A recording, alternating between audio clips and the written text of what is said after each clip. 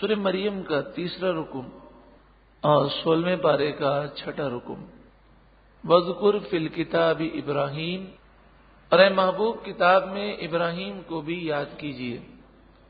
اِنَّهُ كَانَ صِدِّيقًا نَبِيًّا، بے شک ابراہیم علیہ السلام صدیق تھے، نبی تھے۔ اِذْ قَالَ لِأَبِيهِ، جب آپ نے اپنے چچا سے فرمایا۔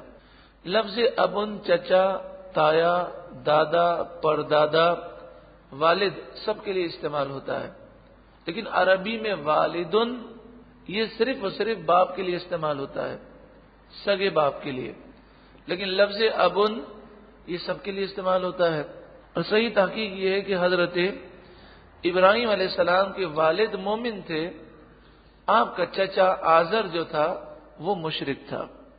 اذ قال لأبیہ، جب آپ نے اپنے چچا سے فرمایا، یا ابتی لم تعبد ما لا يسمع ولا يبصر، آپ کیوں ایسے بتوں کی پوجا کرتے ہیں جو پتھر کے بے جان بت ہیں، جو نہ سنتے ہیں اور نہ ہی دیکھتے ہیں، ولا یغنی عنک شیئا، اور آپ کو کچھ فائدہ بھی نہیں دے سکتے۔ یا ابتی، اے میرے چچا، انی قد جاءنی من العلم، بے شک میرے پاس علم آ چکا ہے، ما لم یأتک، ایسا علم آیا ہے جو آپ کے پاس نہیں آیا، تو میں آپ کو اس علم سے حصہ دے رہا ہوں، یعنی آپ کو حقیقت بتا رہا ہوں۔ فاتبعنی، آپ میری پیروی کریں، اہدک صراطا سویا، میں آپ کو سیدھی راہ دکھاؤں گا۔ یا ابت لا تعبد الشیطان، اے میرے چچا شیطان کی پوجا نہ کریں، ان الشیطان کان للرحمن عصیا، بے شک شیطان رحمان کا نافرمان ہے۔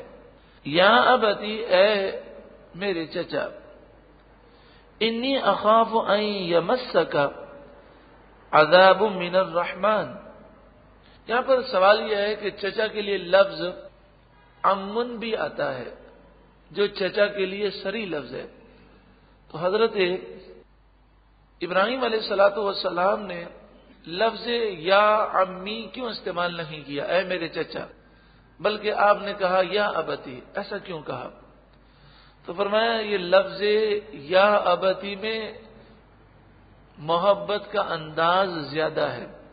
آج بھی ہم اپنے تایا کو کہیں تایا جان، اس میں بھی بڑی شفقت ہے، بڑی محبت ہے، لیکن اگر ہم کہیں بڑے ابا یا ابا جان، اس طرح بہت خاندانوں میں تایا کو ابا جان بھی کہا جاتا ہے، تو اس کا مقصد یہ ہوتا ہے کہ ایک تعظیم کا انداز اور ان کے دل میں محبت پیدا کرنے کا انداز۔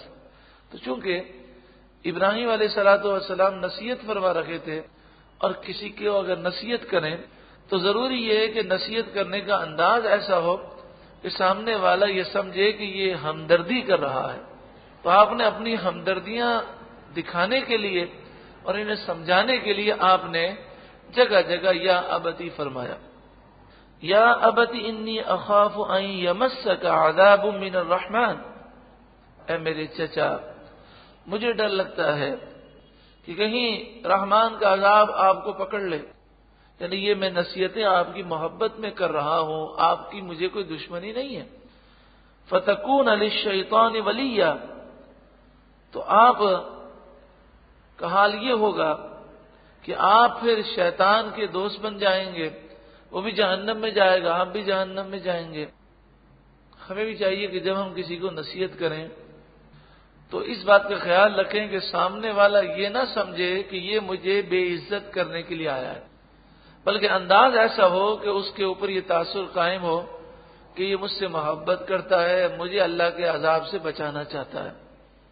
قال، آپ کا چچا بولا، اراغب انت عن آلہتی یا ابراہیم، اے ابراہیم کیا تو میرے خداؤں سے منہ موڑتا ہے؟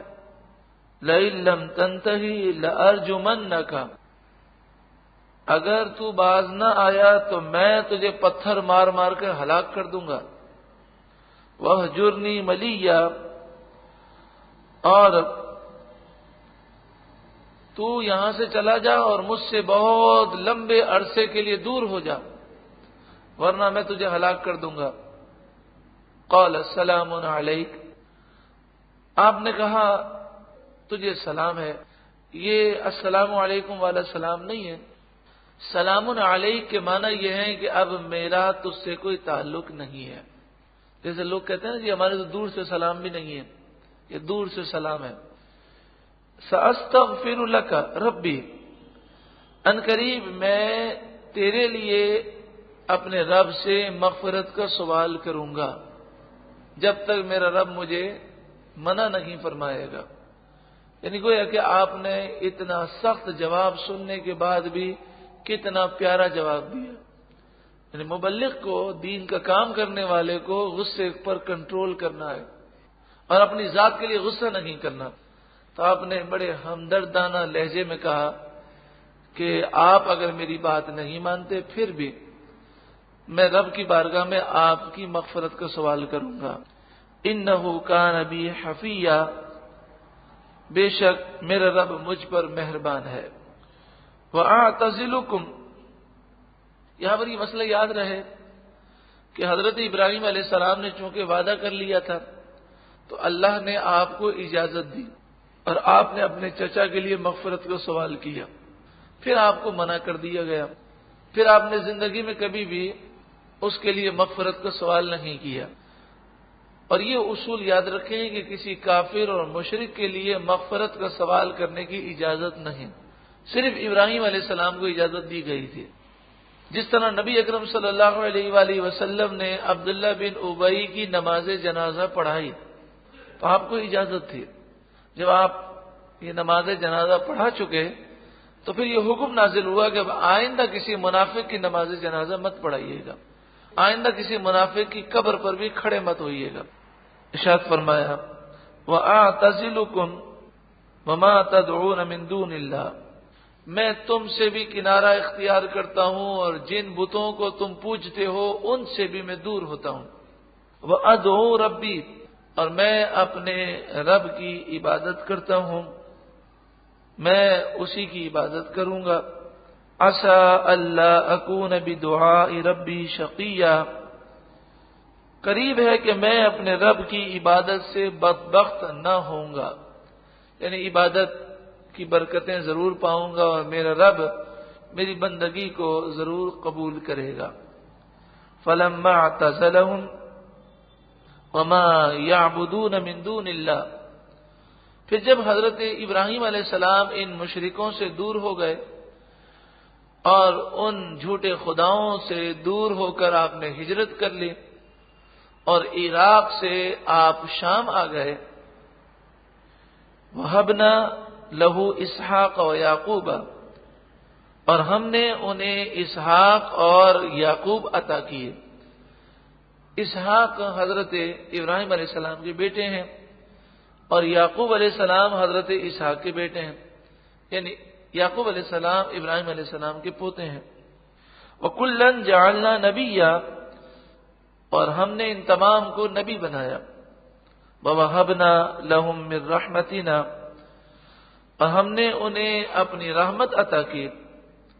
وَجَعَلْنَا لَهُمْ لِسَانَ صِدْقٍ عَلِيًّا، اور ہم نے انہیں سچی زبان عطا فرمائی، یعنی سچی بلندی مشہوری ہم نے رکھ دی کہ قیامت تک ان کا اچھا نام اور ان کی عزت لوگوں کے دلوں میں ہم نے قائم فرما دی۔ اور حضرت امام اہل سنت اس کا ترجمہ فرماتے ہیں ان کے لیے سچی بلند ناموری رکھی، یعنی یوں تو بدعقیدہ لوگ اور جو کافر ہیں ان کی بھی شہرت ہو جاتی ہے، مالدار کی بھی لوگ عزت کرتے ہیں، لیکن یہ عزت سچی نہیں ہوتی ہے۔ سچی عزت تو اللہ والوں کی ہے جسے اللہ تبارک و تعالی نیک بندوں کے دلوں میں پیدا فرماتا ہے۔